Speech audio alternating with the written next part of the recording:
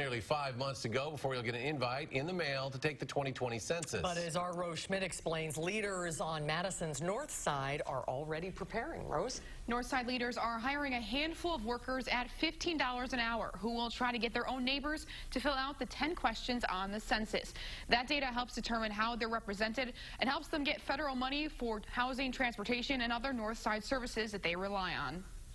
It's a different feel from anywhere else that I've experienced in Madison. Madison's North Side is a community Sharice Johnson is happy to help serve, working with about 70 families at the North Side Early Childhood Zone. The North Side is really tight-knit, especially amongst families. There's generations of families. Sharice is now taking on a new responsibility over the next 6 months, hoping to reach even more families. So it just seemed like a really good fit. They're a face that I already know, and they know me as well. And so it's just good to be able to collaborate in that way. She will oversee 4 to 6 outreach workers, whose job will be to get Northside neighbors to fill out their 2020 census forms.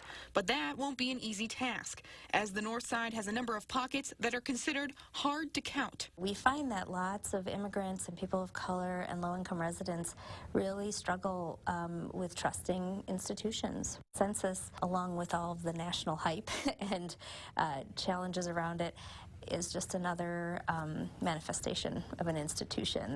Not to be confused with federal census employees, these local outreach workers will be hired by the Northside Planning Council at $15 an hour. They'll help plan community events, dinners, and meetings with the census in mind.